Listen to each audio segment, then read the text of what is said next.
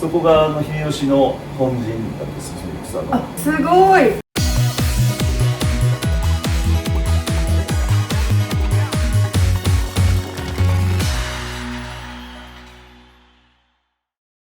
皆さんこんにちは。運びと研究家の床美由紀です。ご無沙汰しておりました。実は今日は滋賀県のだいぶ北部にありますある酒蔵さんに来ております。杉玉発見しました。では入ってみます。こんにちは、お邪魔いたします。こんにちは。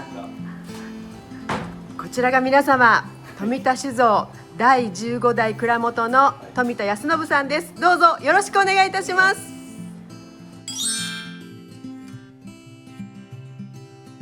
では早速、もう大好きな七本槍を作っていらっしゃる富田酒造さんなんですけれども、この事業を始められて500年ぐらいが、ね、経ってるというのをお伺いしたんですけど、ここでお酒造りを始めて天文年間創業っていうことで、富田酒造さんといえば七本槍ですよね。この七本槍というのはどういうところから取ってらっしゃるんですか？蔵から5分ほど車で行ったところ静ヶ岳ってあるんですけども、静ヶ岳の戦いが1583年にあったんですが、その時に秀吉方の7人の若い槍を使う武将たちが活躍して秀吉の勝利に導いたので、話があって、その7人を静ヶ岳の七本槍で称えるているんですね。すぐそこにお寺があるんですけど、そこが秀吉の本陣だったんですよ、戦の時の。もうそんなところで本陣を張ってらっしゃったんですね。でこの北海道から北北秋大垣の方に行くんですけど、戦の時に秀吉が岐阜から一瞬のうちに引き返してきたっていう話があるんですけど、それがこの通り、うちの契約農家さんの方に向かっていく通りそうなんや。小田二条の方。すごい。あ、まさにその場所なんですね。そうです。ここはまた山がね、あるじゃないですか。やっぱり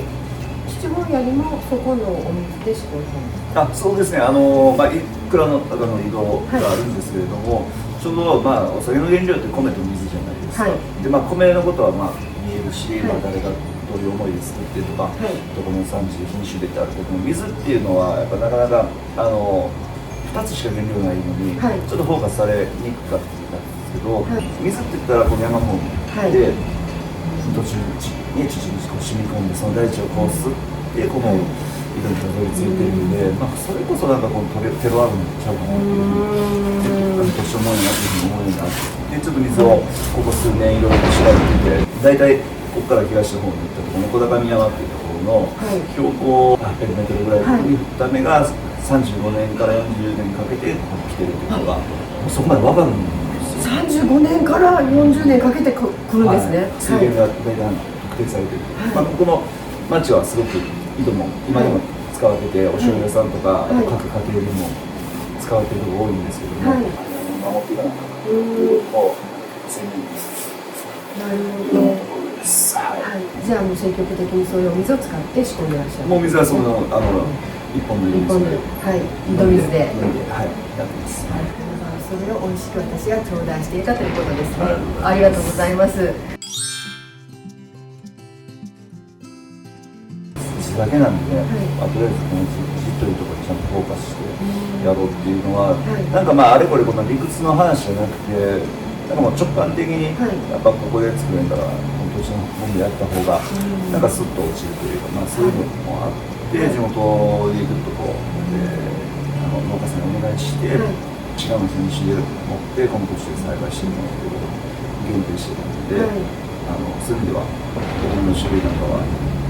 玉境とかね、玉境が一番うちの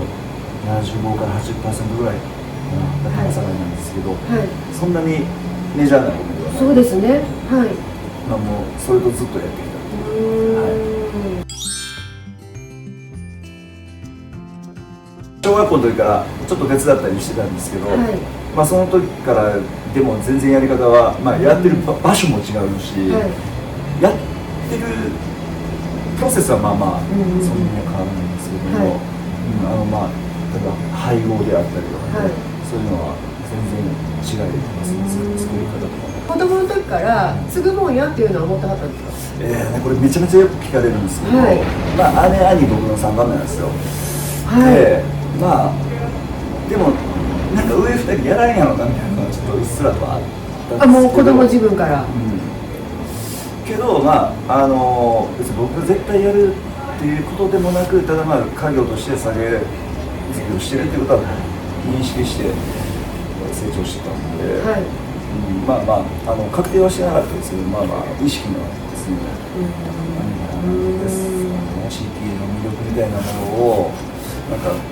想像していけたらいいなみたいなのがあって、でまあどんどん衰退してることも分かってたし、っていうのもあって、まあ、ちょうど赤ワインブームが終わって焼酎ブームの頃にちょっとまあこのままじゃあかんのかなみたいな感じで帰ってきてます。何年ぐらいに帰ってきたんですか？2002年ですね。じゃあもう23年前。はい。美味しいお酒をそこから作っていただいているということで、ありがとうございます。これが木桶ですね。それにしてもいい香りですね。